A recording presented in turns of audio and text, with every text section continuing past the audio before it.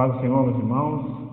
Aqui é o presbítero Luiz Araújo, sou membro da Assembleia de Deus, Ministério Belém, aqui em Pindamonhangaba, estado de São Paulo, e é uma satisfação, um grande prazer estar com vocês aqui, frequentadores do canal, e eu tenho certeza que você vai nessa ministração aqui ser muito abençoado pelo compartilhamento da Palavra de Deus. Amém? Você que está visitando esse canal, já é frequentador desse canal, você já deve saber que nós estamos tendo como base do nosso estudo bíblico, né, a revista das lições bíblicas da Casa Publicadora da Assembleia de Deus, a CPAD, e nesse trimestre nós estamos abordando o tabernáculo, símbolo da obra redentora de Cristo. E hoje eu quero compartilhar com vocês esse ensinamento da lição de número 9. A lição de número 9, ela vai tratar a respeito da Arca da Aliança.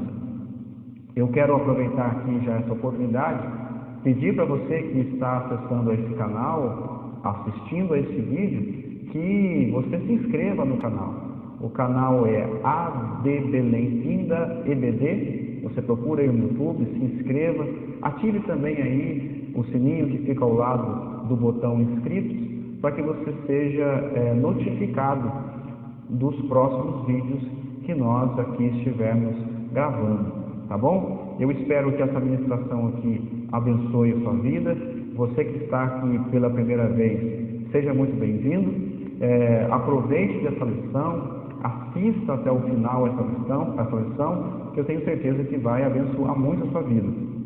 Eu quero aproveitar também e pedir para que você compartilhe este vídeo, essa lição, com seus colegas, com seus amigos, e principalmente você, professor, compartilhe essa lição com seus alunos, para que vocês já possam aí ter uma base mais estruturada para o domingo pela manhã. É sempre uma bênção e é sempre bom compartilharmos, estudarmos a palavra do Senhor. Eu tenho certeza que essa ministração aqui de hoje, de uma forma breve, sucinta, com alguns de vídeo, vai abençoar muito a sua vida.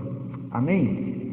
Então nós vamos iniciar, como eu falei para vocês, a lição de número 9, que vai tratar a respeito da Arca da Aliança, e um trimestre todo nós estamos aqui abordando a respeito, como eu disse no começo desse vídeo, a respeito do tabernáculo, os símbolos da obra redentora de Cristo. Amém?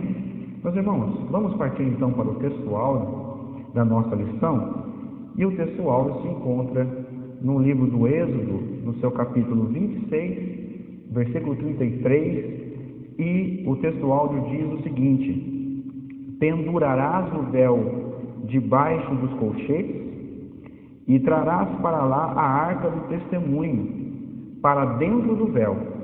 O véu vos fará separação entre o santo lugar e o santo dos santos. A nossa verdade prática, ela diz o seguinte: por meio de Cristo Jesus, podemos encontrar-nos com Deus santo e misericordioso. Amém, meus irmãos? Queridos, essa lição ela tem como base o texto da leitura bíblica que se encontra no livro também do Êxodo, no seu capítulo 25, a partir do versículo 10, do 10 ao 22. Então, você que é professor, leia com os seus alunos, explore a palavra de Deus, explore a Bíblia junto com os seus alunos, isso vai trazer um sentido, um significado, uma contextualização muito maior para aqueles que estão ouvindo a sua ministração, você que é aqui, professor, que está acompanhando essa aula, tá bom? Então, no momento da leitura bíblica em classe, eu sugiro para você que você divida essa responsabilidade, esse momento com seus alunos, cada um lendo ali um versículo. Você começa e você pode ir distribuindo cada versículo com um aluno para que eles também sejam envolvidos com o contexto da lição e, obviamente, tirar disso um melhor proveito, tá bom? Então vamos aqui usar da nossa revista. A Bíblia está aberta aqui em Êxodo capítulo 25, a partir do versículo 10, nós vamos até o versículo 22, eu quero ler, e você aí que está com a sua revista, acompanhe comigo, por favor, amém? Então vamos lá, Êxodo 25, versículo 10. Também farão uma arca de madeira de cetim. O seu comprimento será de 2,5 côvados, e a sua largura de 1,5 côvado, e de 1,5 côvado a sua altura. E irá cobrir de ouro puro, por dentro e por fora a cobrirás. E farás sobre ela uma coroa de ouro ao redor. E fundirás para ela 4 argolas de ouro, e as porás nos 4 cantos dela, 2 argolas num lado dela e 2 argolas no outro lado dela.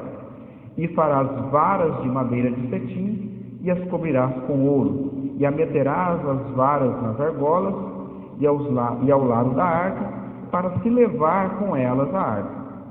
As varas estarão nas argolas da arca e não se tirarão dela. Olha que observação interessante. Não se tirarão dela.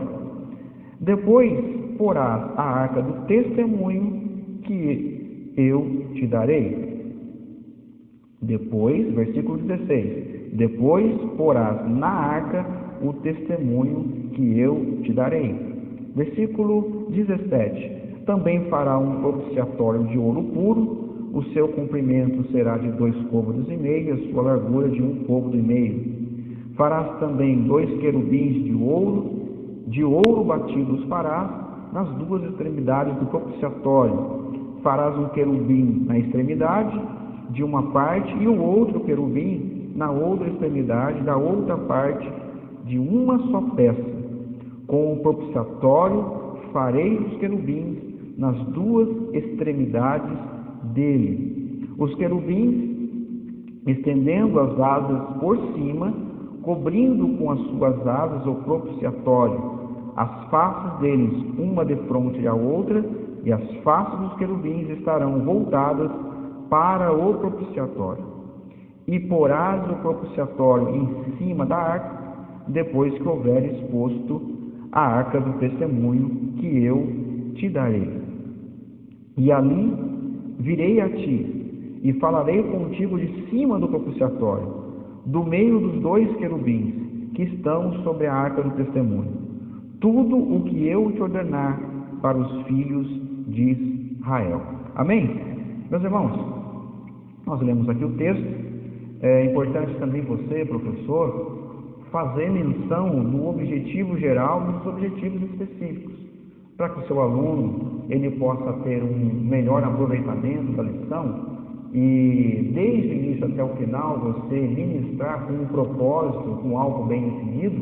É importante que você procure respeitar aqui os objetivos geral e o objetivo específico, de alguma forma abordar esses objetivos do começo ao fim da lição, tá bom? Então, o objetivo geral, ele diz o seguinte: refletir a respeito da Arca da Aliança no tabernáculo, tá bom? E os objetivos específicos é descrever a Arca da Aliança.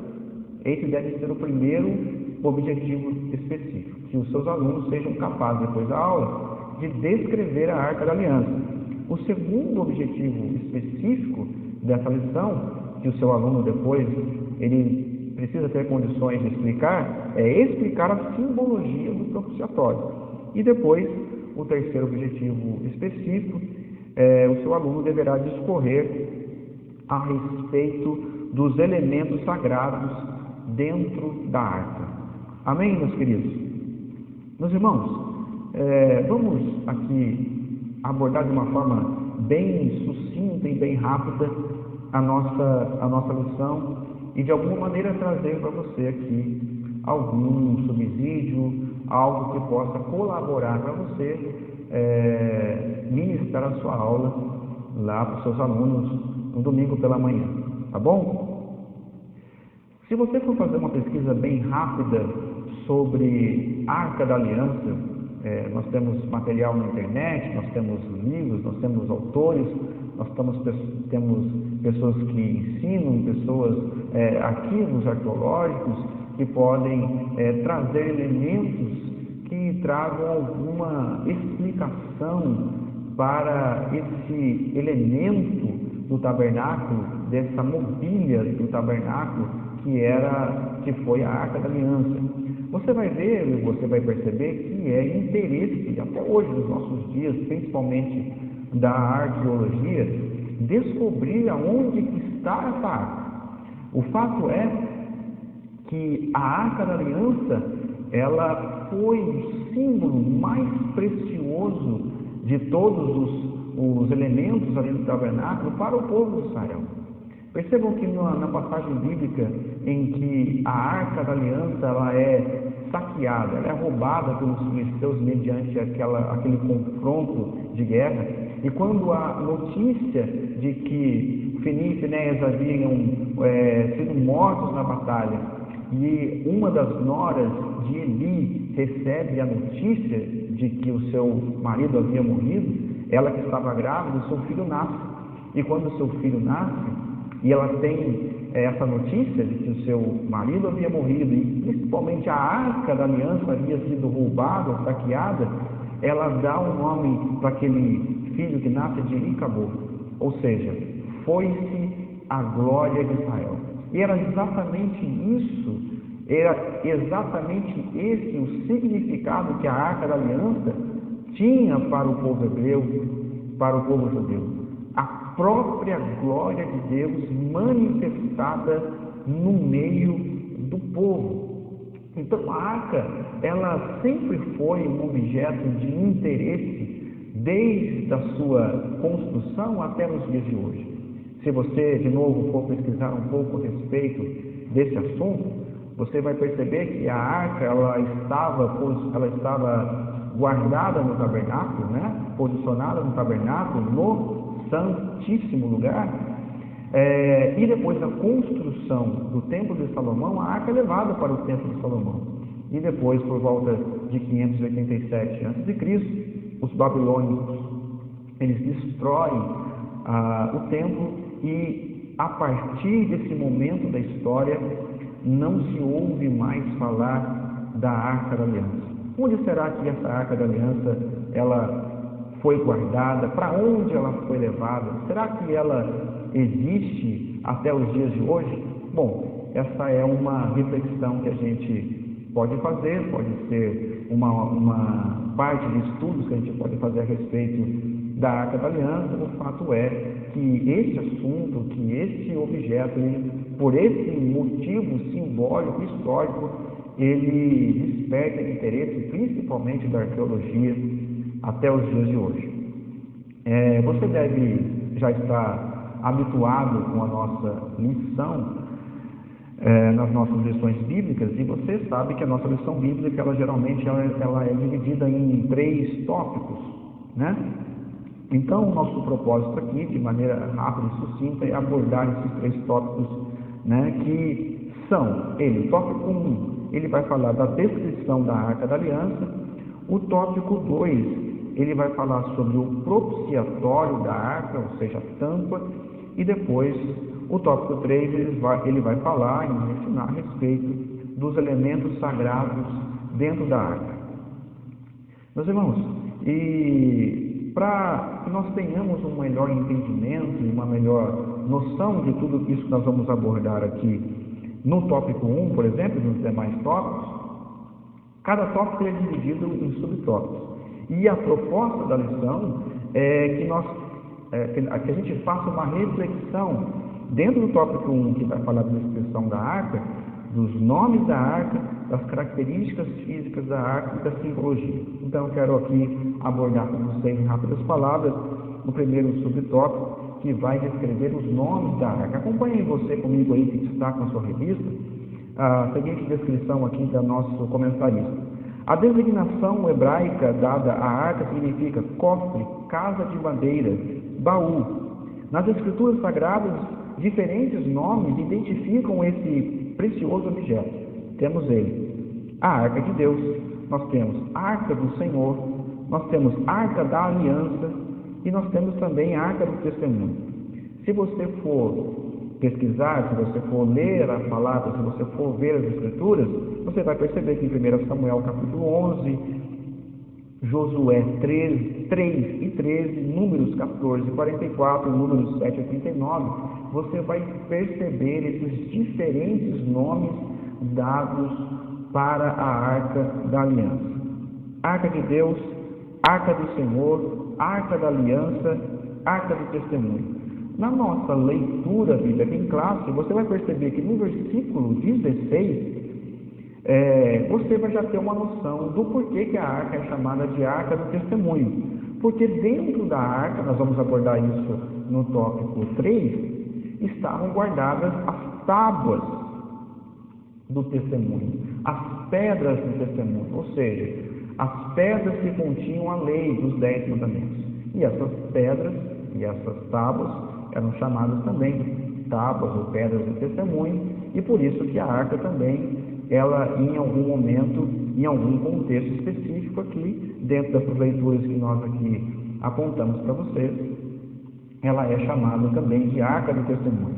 Ela é chamada Arca de Deus, Arca do Senhor, dando esse sentido de propriedade, de quem era o proprietário dessa arca, o verdadeiro proprietário dessa arca. O verdadeiro proprietário não era o sacerdote, não era um sumo sacerdote, nem muito menos Moisés. O proprietário dessa arca era o próprio Deus. Por isso que o contexto, a palavra nos mostra esse nome, Arca de Deus, Arca do Senhor, e a Arca da Aliança, obviamente fazendo menção e sentido à aliança que Deus fizera com Abraão, com seu povo. Amém? Então esses são os nomes que você vai encontrar quando nós falamos de Arca da Aliança. Você vai encontrar esses diferentes nomes. O subtópico 2 vai falar sobre as características físicas, ou seja, a construção da arca. É importante você, professor, mencionar com seus alunos essa clareza do que é o material, do que fora feito e as dimensões da arca, porque isso tem um simbolismo prático que nós vamos ver no subtópico 3.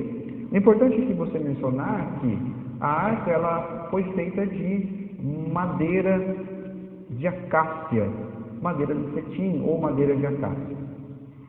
Alguns estudos apontam que provavelmente a madeira de acácia não era a madeira mais nobre que se existia naquela época.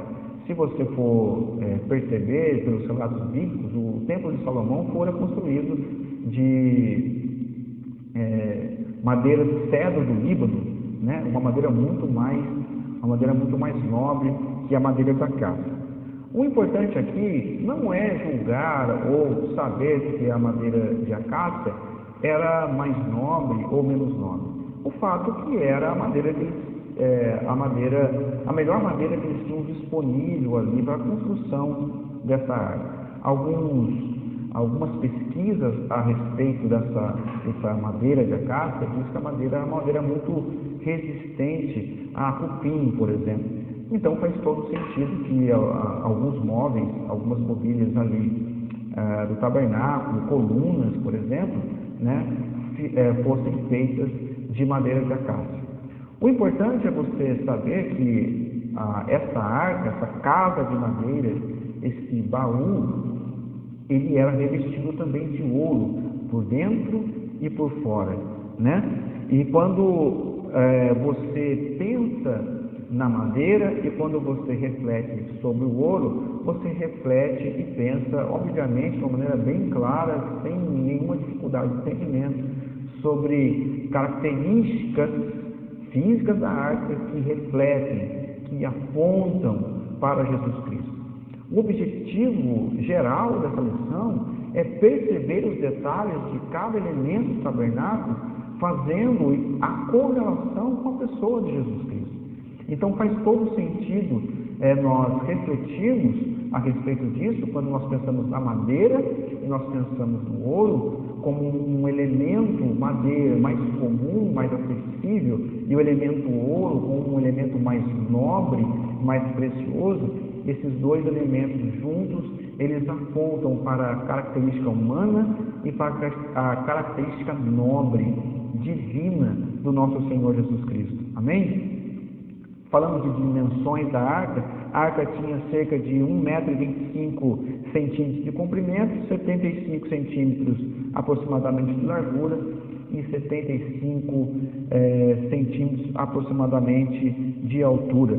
Essas são as características físicas da arca, ok? Então ela fora feita de madeira de cetim, uma madeira de acácia, revestida de ouro por dentro e por fora, e ela tinha essas dimensões de 1,25 m aproximadamente de comprimento.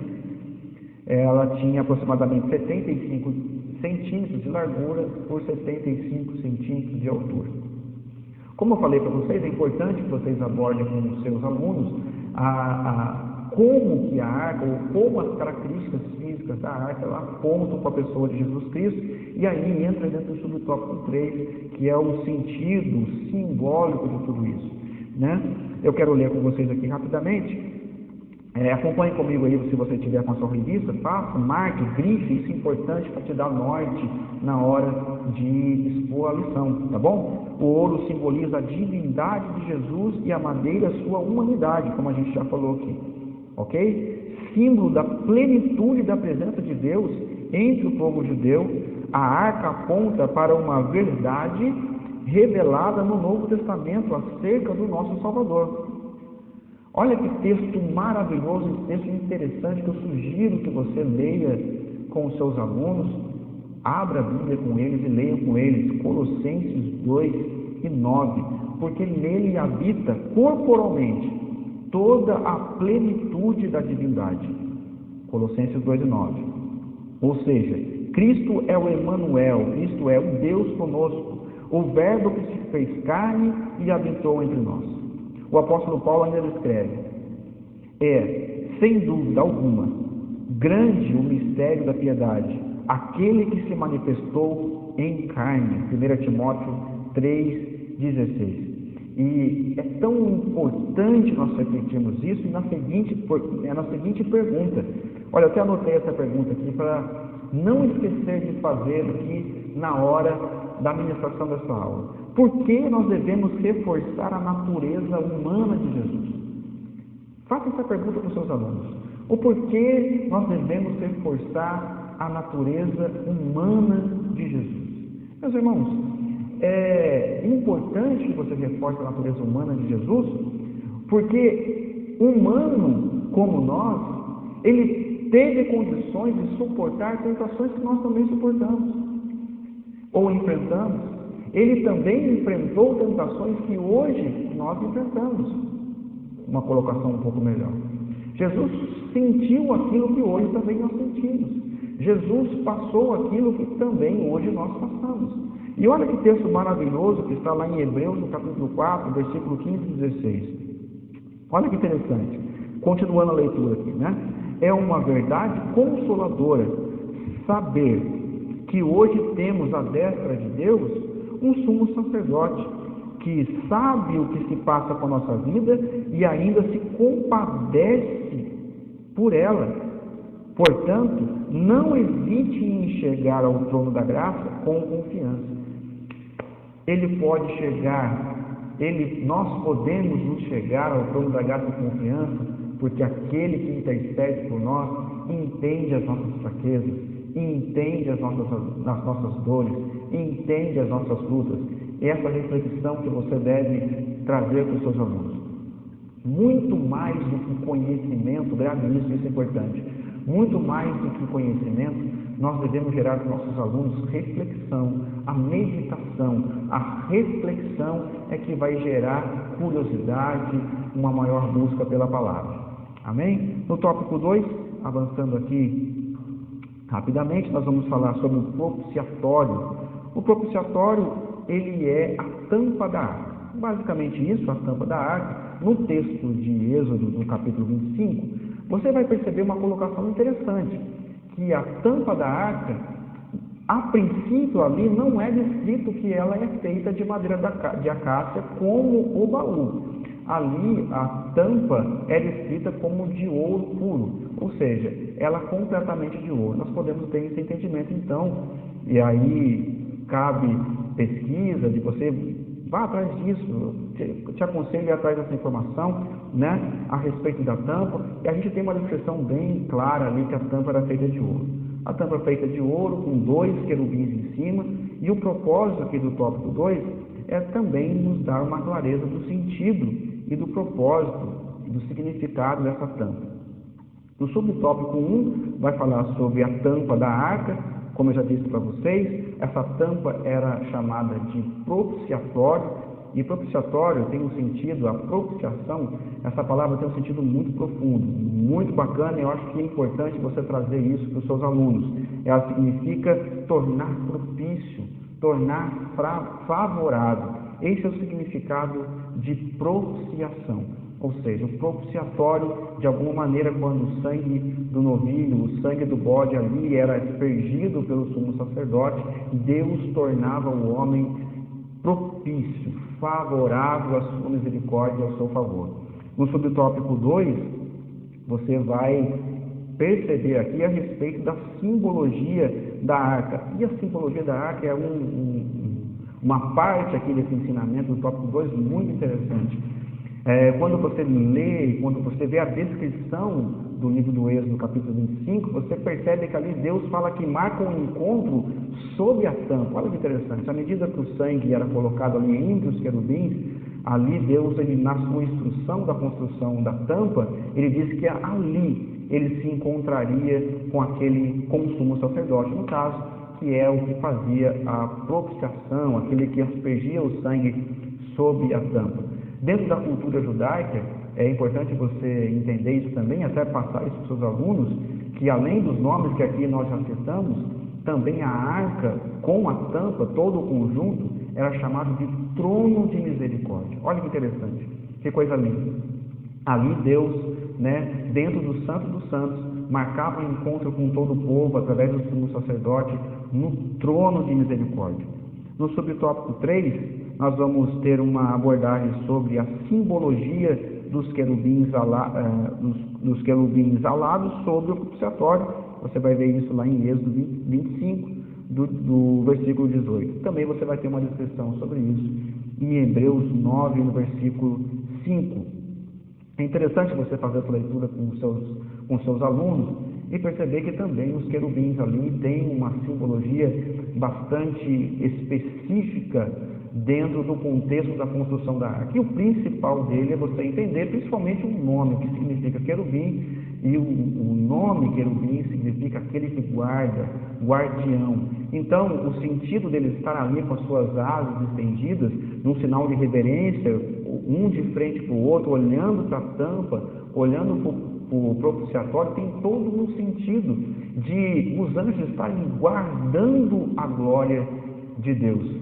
Olha que interessante, exponha isso para os seus alunos, que os anjos, o sentido dos anjos estarem ali sobre o propiciatório, para que eles eram símbolos que guardavam a glória de Deus. Se você for voltar lá para o Gênesis, você vai ver que quando o homem peca, Deus ele coloca exatamente Deus coloca querubins ali no jardim para guardar o jardim.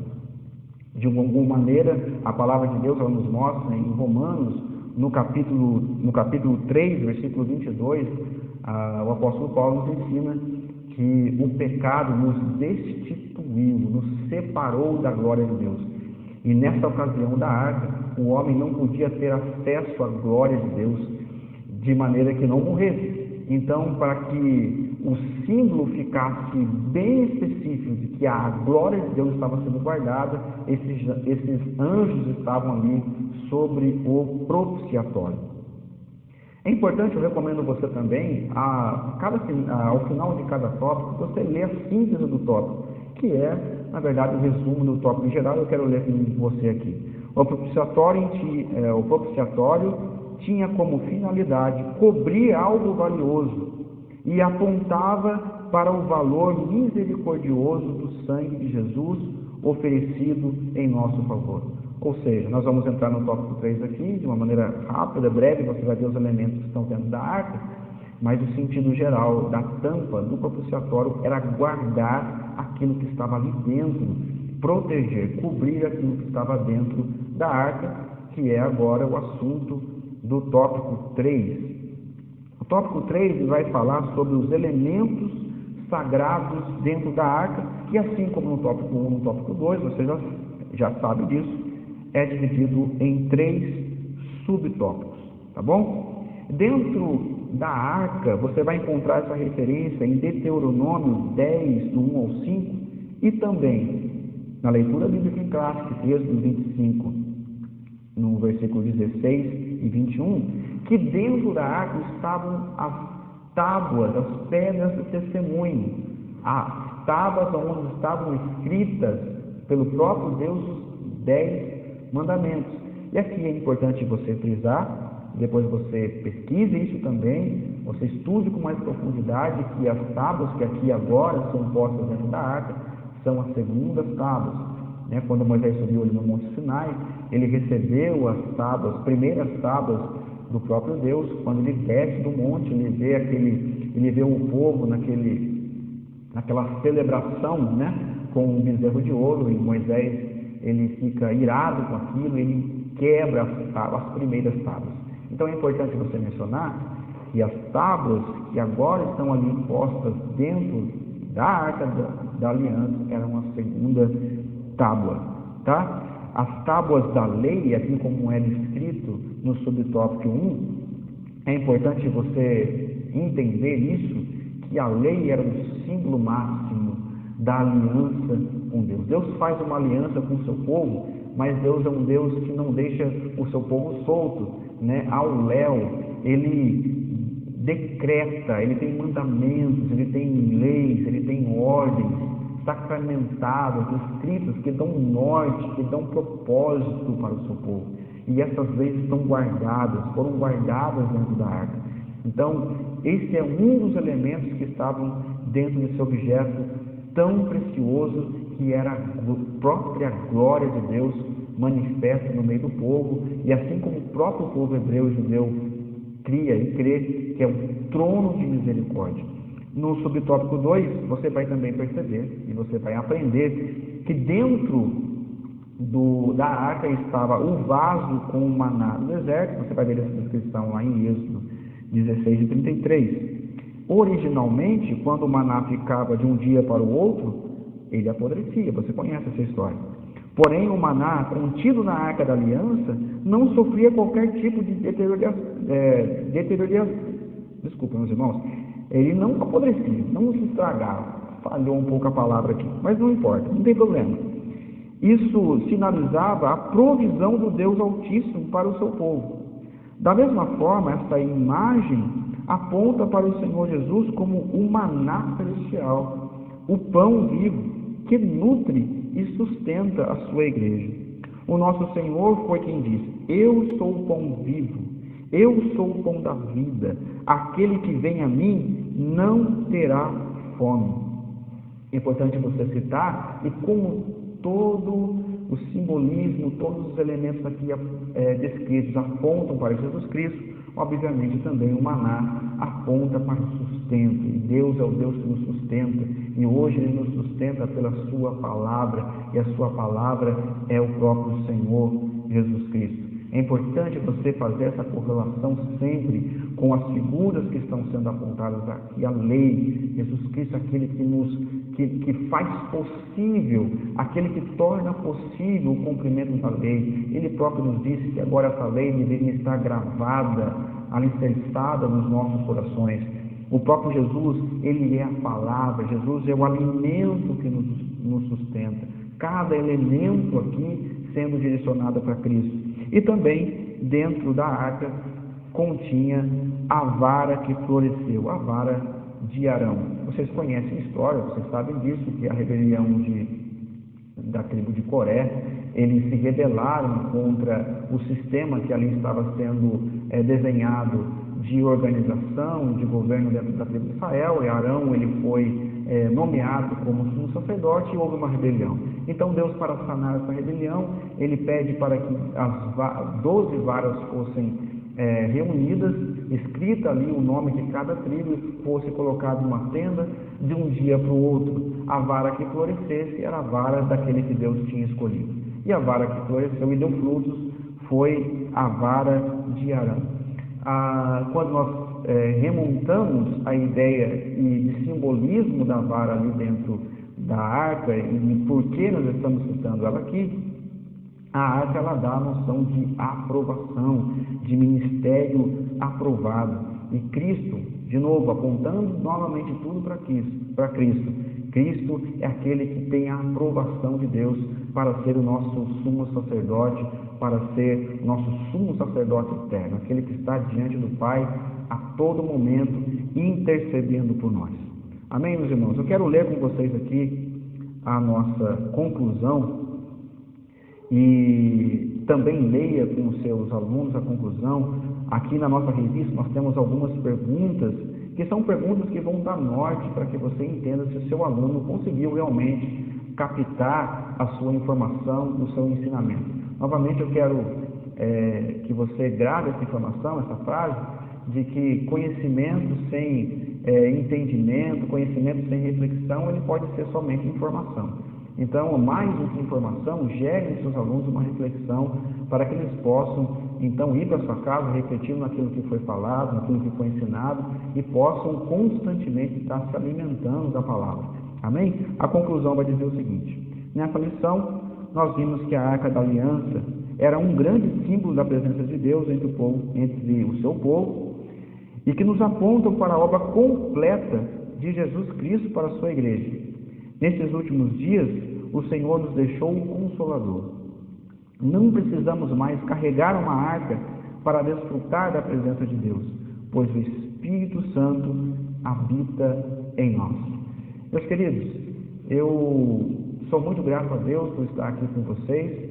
Eu espero que vocês tenham tirado aqui um proveito de cada ponto que nós aqui abordamos. Nós temos um tempo aqui relativamente curto, né? Se nós formos compararmos a lição no domingo, que é em torno de 1h e 15 que nós temos para abordar o assunto, mas eu espero que você tenha aqui retirado alguns elementos que possa, com certeza, colaborar com você no próximo domingo, nessa próxima lição. Tá bom? Então, um forte abraço, fiquem com Deus e espero que vocês possam aí estar conosco no próximo vídeo, na próxima lição de número 10. Tá joia? A paz do Senhor, fiquem com Deus.